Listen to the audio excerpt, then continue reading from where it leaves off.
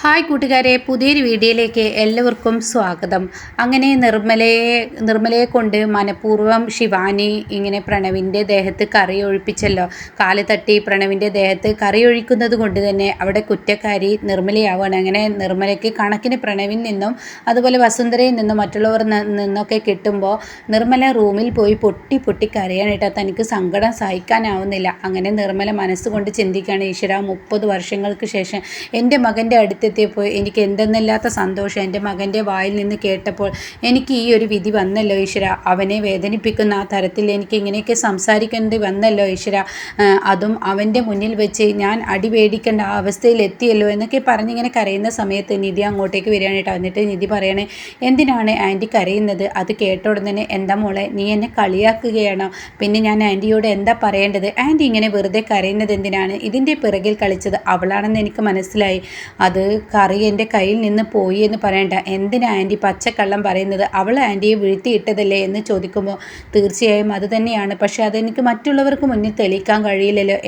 എൻ്റെ അടുത്തല്ലേ അശ്രദ്ധയുണ്ടായതെന്നല്ലേ നിങ്ങളെല്ലാവരും കാണുകയുള്ളൂ എന്നൊക്കെ ഇങ്ങനെ പറയുമ്പോൾ, എന്തായാലും ആൻറ്റി ഇക്കാര്യത്തിൻ്റെ പേരിൽ ഇങ്ങനെ സങ്കടപ്പെടുന്നു വേണ്ട, ആൻറ്റി അത് പറഞ്ഞ് വിഷമിക്കേണ്ട എന്നൊക്കെ ഇങ്ങനെ പറയുമ്പോൾ പുറത്ത് പാറു വന്ന് നിൽക്കുന്നുണ്ട് കേട്ടോ. അപ്പോൾ ഉടൻ തന്നെ, ആൻറ്റി എനിക്കൊരു കാര്യം അറിയണം. ആൻറ്റിയോട് പല തവണ ഞാൻ ചോദിച്ചിട്ടുണ്ട്, ആൻറ്റി അതിന് ഉത്തരം പറഞ്ഞിട്ടില്ല. ആൻറ്റി ഒരു കാര്യം എന്നോട് പറയുമ്പോൾ, ഗൗതമിൻ്റെ അച്ഛൻ അവനാര് അതിനുള്ള സത്യം ഒന്ന് പറയുമ്പോൾ, ഗൗതമിൻ്റെ അച്ഛൻ എവിടെ എന്നുള്ള സത്യം എനിക്ക് മുന്നിൽ ഒന്ന് വെളിപ്പെടുത്തുമോ? അത് കേൾക്കുന്ന നിർമ്മല പറയാൻ കൂട്ടാക്കുന്നില്ല. എന്നാൽ പാറു ഈ സത്യം അറിയാൻ പാറു ചെവിയോർത്ത് നിൽക്കണം കേട്ടോ. അപ്പോൾ ഇവർ ഡോറ് തുറന്നിട്ടാണ് സംസാരിക്കുന്നത്. അപ്പോൾ ഡോറിൻ്റെ മുന്നിൽ പാറു നിൽക്കുന്നുണ്ട്.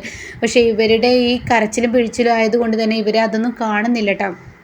അങ്ങനെ നിർമ്മലയോട് വീണ്ടും നിധി ചോദിക്കുകയാണ്, ആൻറ്റി ഞാൻ ചോദിച്ചതിന് മറുപടി പറയും. ഗൗതമിൻ്റെ അച്ഛൻ ആരാണെന്ന് അറിയേണ്ട അവകാശം ഞങ്ങൾക്കില്ലേ? അത് ആൻറ്റി എന്നോട് പറയില്ലേ എന്ന് ചോദിക്കുമ്പോൾ, തീർച്ചയായും ആ അവകാശം നിനക്കുണ്ട്. കാരണം നീയാണല്ലോ 30 വർഷങ്ങൾക്ക് ശേഷം എൻ്റെ മകനെ ഒരിക്കലും എനിക്ക് കൺമുന്നിൽ പോലും കാണാൻ കിട്ടില്ലെന്ന് കരുതിയ നീയാണല്ലോ എനിക്ക് മുന്നിൽ ഗൗതമിനെ എത്തിച്ചു തന്നത്. നീയാണല്ലോ ഗൗതമിൻ്റെ കൂടെ ഒരു നേരമെങ്കിലും ഭക്ഷണം കഴിക്കാനും ഭക്ഷണം വിളമ്പിക്കൊടുക്കാനും ഒരമ്മ മകന് കരുതേണ്ട സ്നേഹമൊക്കെ അവന് കൊടുക്കാൻ കഴിഞ്ഞത് നീയാണല്ലോ. അതിനൊക്കെ എനിക്ക് വഴിയൊരുക്കി തന്നത്. അതുകൊണ്ട് നിന്നോട് ഞാൻ പറയും. എങ്കിൽ പറയും ആൻറ്റിക്ക് എങ്ങനെ ഗൗതം ഉണ്ടായത്? ആരാണ് ഗൗതമിൻ്റെ അച്ഛൻ എന്ന് ചോദിക്കുമ്പോൾ, മോളെ ഞാനും പാറുവും ഒരുപാട് നല്ലൊരു ഫ്രണ്ടായിരുന്നു. ഫ്രണ്ടെന്ന് മാത്രമല്ല, ഒരു അമ്മയുടെ വയറ്റിൽ പിറന്ന അതേ മക്കൾ എന്ന് തന്നെ പറയാം. അത്രയും സൗഹൃദം ഞങ്ങളിൽ ഉണ്ടായിരുന്നു. രക്തബന്ധത്തിനേക്കാൾ വലിയൊരു സുഹൃത്ത് ബന്ധമാണ് ഞങ്ങളിൽ ഉണ്ടായതെന്നൊക്കെ എന്നെ തിരിച്ചു മറിച്ചൊക്കെ ഇങ്ങനെ പറയാൻ കേട്ടോ. എന്നിട്ട് നിധി പറയണേ, എന്നിട്ട് എന്താ ആൻറ്റി അവിടെ സംഭവിച്ചതെന്ന് ചോദിക്കുമ്പോൾ, ഞാൻ ഗർഭിണിയായതാണ് എൻ്റെ പാറു എന്നെ തള്ളിപ്പറയാനുള്ള കാരണം. അതിനുള്ള കാരണക്കാരി ഞാൻ തന്നെയാണ്. പാറു വിവാഹം കഴിച്ചു ഗോപിയെ. നല്ലൊരു വിവാഹം തന്നെ പാറുവിന് കിട്ടി. പാറു സ്നേഹിച്ചാണ് ഗോപിയെ കല്യാണം കഴിച്ചത്. അവർ തമ്മിൽ പ്രണയത്തിനായതിനു ശേഷമാണ് പിന്നീട് പാറുവിൻ്റെ വിവാഹം നടന്നത്. അങ്ങനെ ഇരിക്കെ എനിക്കും തോന്നി നല്ലൊരു പ്രണയം എന്നിലും ഉണ്ടാവണമെന്ന്. അങ്ങനെ ഞാനും ഒരാളെ സ്നേഹിച്ചു.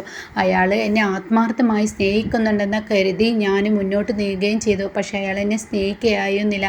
അയാൾ എന്നെ കബളിപ്പിക്കുകയായിരുന്നുള്ള സത്യം അയാളുടെ ബെഡിൽ പോയി അയാളുടെ കിടപ്പറ പങ്കിട്ടതിന് ശേഷമാണ് എനിക്ക് മനസ്സിലായതെന്ന് പറയുമ്പോൾ പാറു ആകെ ഞെട്ടിപ്പോവാണ് കേട്ടോ. പാറു വായി പൊത്തി പിടിക്കുകയാണ്. ഈശ്വര എൻ്റെ നിർമ്മല എന്നിങ്ങനെ പറയുന്നുണ്ട് കേട്ടോ.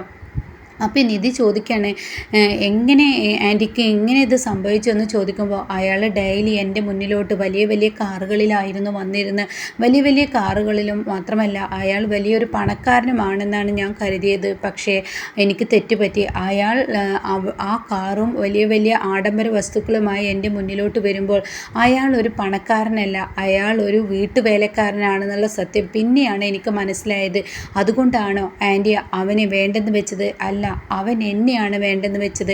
അവൻ എന്ത് ചെയ്തു? ആ വീട്ടിലെ പെൺകുട്ടിയെ എന്നെ സ്നേഹിച്ചതുപോലെ സ്നേഹിച്ച് ആ വീട്ടിലെ പെൺകുട്ടിയെ അവൻ വളച്ച് വിവാഹം കഴിച്ചു. പിന്നീട് അവൻ എന്നെ തള്ളിപ്പറഞ്ഞപ്പോൾ പിന്നെ ഞാൻ എന്ത് ചെയ്യണം? 30 വർഷങ്ങൾക്ക് മുന്നേ നിങ്ങളെല്ലാവരും പറയുന്നു, നിർമ്മല ഒരു കുഞ്ഞിനെ പ്രസവിച്ചു കഴിഞ്ഞാൽ നിർമ്മലയ്ക്ക് അച്ഛനില്ലാത്തൊരു കുഞ്ഞിനെ എങ്ങനെ ഭൂമിയിൽ വളർത്താൻ കഴിയും? അതുകൊണ്ട് തന്നെ എൻ്റെ പാറുവാണ് എന്നെ അനാഥ മന്ദിരത്തിൽ കൊണ്ടാക്കിയത്. എൻ്റെ പാറു ഇല്ലായിരുന്നെങ്കിൽ ഞാൻ ഒരു പക്ഷേ മരിച്ചേനെ. ആ അനാഥ മന്ദിരത്തിൽ ഞാൻ ആ കുഞ്ഞിനെ കുഞ്ഞിനെ പ്രസവിച്ചിട്ട് അവിടെ നിന്നും പോകുമ്പോൾ മരണത്തിലോട്ട് എന്ന് പറഞ്ഞിട്ടാണ് ഞാൻ പോയത്. പക്ഷേ ദൈവം എന്നെ മരിക്കാൻ പോലും സമ്മതിച്ചില്ല. അവിടെയും എനിക്ക് വിലങ്ങ് തടിയായി തന്നെ വന്നു. അതുകൊണ്ട് തന്നെ ഞാൻ ഇന്ന് ജീവിച്ചു. പക്ഷേ 30 വർഷങ്ങൾക്ക് ശേഷം എൻ്റെ മകൻ എൻ്റെ കൺമുന്നിൽ വരുമെന്നോ എൻ്റെ കൺമുന്നിൽ ഉണ്ടാകുമെന്നോ ഒന്നും ഞാൻ ഒന്നും പ്രതീക്ഷിച്ചിട്ടല്ല. പക്ഷേ ഇപ്പോൾ അവനെ കണ്ടപ്പോൾ എൻ്റെ ഉള്ളിൽ ഒരു സ്നേഹം. അത് കേൾക്കുന്ന നിധി ചോദിക്കുകയാണ്, ഇത്രയും വില്ലത്തരം ചെയ്ത ആ വില്ലൻ ആരാണ്? ആ വൃത്തികെട്ടവൻ ആരാണ്? അവനെ ഞങ്ങൾക്ക് കാണണം, അവനെ കൺമുന്നിൽ കാണണം എന്നുള്ള വാക്കുകളൊക്കെ ഇങ്ങനെ പറയണം കേട്ടോ. ഇതേ സമയം ഇതറിയാൻ തന്നെ കാത്തു നിൽക്കുകയാണ് ഇപ്പുറത്ത് പാറു. യെസ്, ഞാനും ഇത് തന്നെയാണ് അവളോട് പണ്ട് ചോദിച്ച ചോദ്യം. ആ ചോദ്യത്തിന് ഉത്തരമാണ് ഇപ്പോൾ നിധി പറയിപ്പിക്കാൻ പോകുന്നത്. എനിക്കത് അറിയണം എന്നുള്ള ഭാവത്തിൽ ഇങ്ങനെ നിൽക്കുന്ന സമയത്ത് ഉടൻ തന്നെ വീണ്ടും നിധി ചോദിക്കുകയാണ്, ആൻറ്റി എന്തിനാണ് മടിക്കുന്നത്? ഇത്രയും ക്രൂരനായ ഒരച്ഛനാണ് ഗൗതമിനെ എന്നുള്ള സത്യം പറയാൻ എന്തിനാണ് ആൻറ്റി മടിക്കുന്നത്? അവനെ എനിക്ക് കാണണം, അവൻ്റെ പേര് എനിക്കറിയണം, അവനെ ശരിക്കും പച്ചക്ക് കത്തിക്കുകയാണ് വേണ്ടത്. സമൂഹത്തിൽ പച്ചക്ക് അവനെ വലിച്ചു കയറി അവനൊരു ജീവിതമുണ്ടെങ്കിൽ അത് തകർക്കുകയാണ് വേണ്ടത്. ആൻറ്റി പറയൂ, അവൻ്റെ പേര് പറയൂ, അവൻ്റെ പേര് പറയൂ ആൻറ്റി എന്നൊക്കെ പറഞ്ഞ് നിധി വളരെ ഗൗരവത്തോടു കൂടി ഉച്ചത്തിൽ ഇങ്ങനെ സംസാരിക്കുകയാണ് കേട്ടോ. അപ്പോഴേക്കും പാറുവിന് പേടിയാവാണ്. നാലുപുറമൊക്കെ ആളുകൾ കേൾക്കുന്ന രീതിയിലായിരിക്കുന്നു. ശിവാനിയോ ഈ പറയുന്ന വസുന്ധരയെ കേട്ടുകഴിഞ്ഞാൽ തീർച്ചയായും പ്രശ്നമാവുമെന്ന് മനസ്സിലാക്കുന്ന പാറു ഓടിച്ചെല്ലാണ് നിർമ്മലയുടെയും നിധിയുടെ അടുത്തോട്ട്. എന്നിട്ട് പറയുന്നു, ഒന്ന് പതുക്കെ പറയൂ നിധി, നീ എന്തിനാണ് ഇങ്ങനെ ഉച്ചത്തിൽ സംസാരിച്ച് ഈ വീട്ടിൽ ഒരു പ്രശ്നം ഉണ്ടാക്കുന്നത്? വെറുതെ ഈ വീട്ടിൽ ഇനിയും ഒരു പ്രശ്നം ഉണ്ടാക്കി കഴിഞ്ഞാൽ പിന്നീട് ഉണ്ടാവുന്നത് എന്താണെന്ന് പറയാൻ പറ്റില്ല. ഞാൻ നിന്നോട് പറഞ്ഞു തരേണ്ട ആവശ്യമില്ലല്ലോ. നിധി ഉച്ചത്തിൽ സംസാരിച്ച് വെറുതെ ഈ വീട്ടിലൊരു പ്രശ്നം ഉണ്ടാക്കാതെ എന്ന് പറയുമ്പോൾ നിധി, അല്ല അമ്മേ, ഇത് അറിയണമെന്ന് പറയുമ്പോൾ നീ ഒന്ന് നിർത്തുന്നുണ്ടോ എന്ന് പറയട്ടെ. അങ്ങനെ ആ സംസാരം അവിടെ വെച്ച് നിൽക്കുന്നു. എന്നാൽ ഈ സമയം ഇപ്പുറത്താണെങ്കിലോ ഇങ്ങനെ നിധി ശിവാനിയുടെ അടുത്തോട്ട് ചെല്ലാനൊരുങ്ങും. അപ്പോൾ ശിവാനിയാണെങ്കിലും മനസ്സിൽ ഒരുപാട് കാര്യങ്ങൾ കുറിക്കുകയാണ്. അങ്ങനെ വിട്ടാൽ ശരിയാവില്ല, അവളെ ചോദ്യം ചെയ്യുക തന്നെ വേണം.